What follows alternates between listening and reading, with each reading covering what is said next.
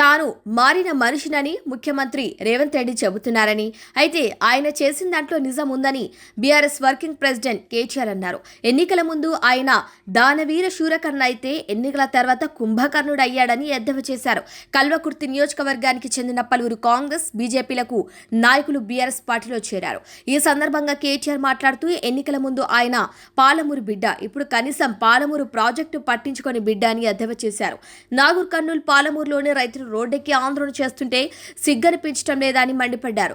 విద్యుత్ ఇవ్వటం లేదని, గురుకులాల్లో విద్యార్థులు చనిపోతున్నారని, రైతు బంధు ఖాతాల్లో పడటం లేదని, వీటికి ఆయనకు సిగ్గనిపించడం లేదని ధ్వజమెత్తారు.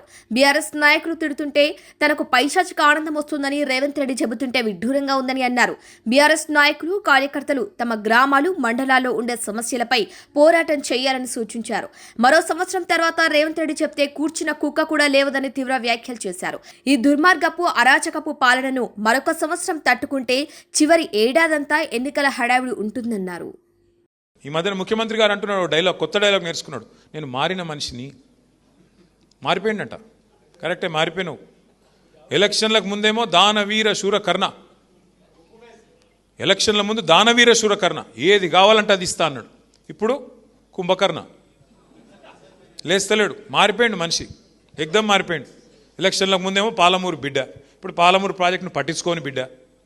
ఎందుకు మరి నువ్వు ముఖ్యమంత్రిగా ఉండి ఏం లాభం ఈ రాష్ట్రానికి? నీ నాగర్ కర్నూలులో, నీ పాలమూరులో ఇలా రైతులు రోడ్డుకి ధర్నా చేస్తుంటే సిగ్గనిపిస్తలేదా? బాధ అనిపిస్తలేదా? గురుకుల పాఠశాలలు మేము బ్రహ్మాండంగా నడిపితే ఆనాడు ఇవాళ 140 మంది పిల్లలు చచ్చిపోయినారు ఆ గురుకులాల్లో ఈ రేవంత్ రెడ్డి వచ్చినాక. సిగ్గనిపిస్తలేదా? కరెంట్ ఇయ్యలేకపోతున్నావు, సిగ్గనిపిస్తలేదా? రైతు బంధు పడతలేదు, సిగ్గనిపిస్తలేదా?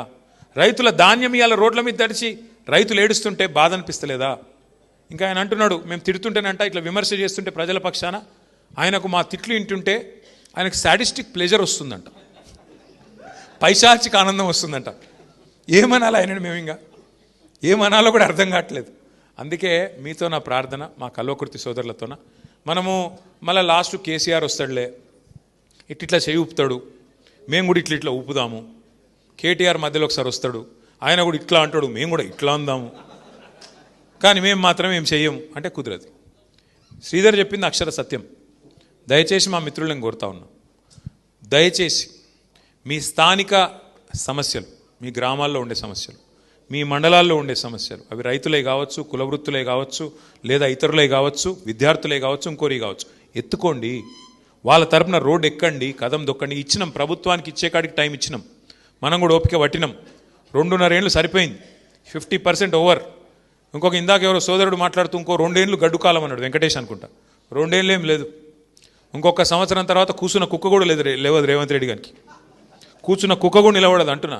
అధికారులు వినరు మాట, ఎందుకంటే ఆఖరి సంవత్సరం మొత్తం ఎలక్షనే కాబట్టి ఇంకొక సంవత్సరం తట్టుకోవాలా ఈ దుర్మార్గ అరాచక పాలన.